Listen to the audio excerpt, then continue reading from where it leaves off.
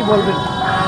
দেখুন, আমাদের এই কুমারীকুণ্ড মেলা মোহনপুরের একটি ঐতিহ্যবাহী মেলা এবং বিগত 70 বছরের উপর ধরে এই মেলা জাতি উপজাতি হিন্দু মুসলিম বৌদ্ধ খ্রিস্টান সবার একটা সম্প্রীতি স্থল।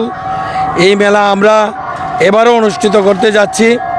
আমরা এবারও এই মেলাকে 3 দিন ব্যাপী আয়োজন করছি, 17, 18 এবং 19 তারিখ।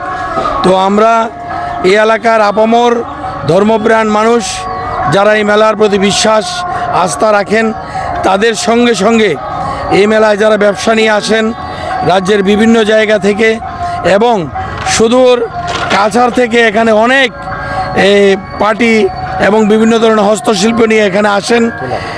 তুলুর মেলা এটা পরিচিত। তো সবার কাছে অনুরোধ করব, আপনারা এবারও আসবেন এবং এই মেলাকে আপনারা সাফল্যমণ্ডিত করে তুলবেন। আপনারা জানেন এই মেলা গঙ্গা পূজাকে কেন্দ্র করে এই মেলা প্রতিষ্ঠিত, কাজে এখানে একটা পূর্ণ স্থান রয়েছে এবং এই সোনাই নদীর তীরে গঙ্গা মায়ের পূজাকে উপলক্ষ করে এই মেলা আমরা এবারও করতে যাচ্ছি এবং সবার কাছে আশা রাখবো এই মেলার যে ঐতিহ্য, যে সম্প্রীতির মেলা, এই মেলা বিগত 70 বছরের আরও বেশি সময় ধরে এখানে অনুষ্ঠিত হচ্ছে। আমরা আনন্দের সঙ্গে এবং গর্বের সঙ্গে বলতে পারি যে এই মেলায় কোনো দিন কোনো অপ্রীতিকর ঘটনা ঘটেনি এবং আমরা ঠাকুরের কাছে পরমপিতার কাছে আমরা আশা রাখব এইভাবেই যেন এই সম্প্রীতির মেলার সৌন্দর্য তিনি বজায় রাখেন। আমরাও আমাদের এই মেলা 3 দিন চলবে, 17, 18 এবং 19 তারিখ পর্যন্ত।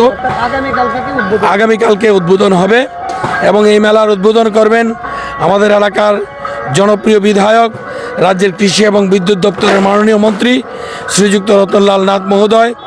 এবং আমরা এই মেলাকে নিয়ে আমরা সবাই অত্যন্ত উৎসাহ উদ্দীপনার মধ্যে আছি। আমরা সবার কাছে অনুরোধ করব, আপনারা আসুন, এই সম্প্রীতির মেলাকে আরও সম্প্রীতির দিকে নিয়ে যাবেন, এই আশাটুকু আমরা রাখছি। আমাদের সহযোগিতায় তথ্য সংস্কৃতি দপ্তর রয়েছেন আর এখানে ছাত্রবৃন্দ জনতা সংঘ ক্লাব, আমরা উভয় মিলেই এই মেলার আয়োজন করে থাকছি। আপনার কি নাম? আমার নাম বিকাশ দাস।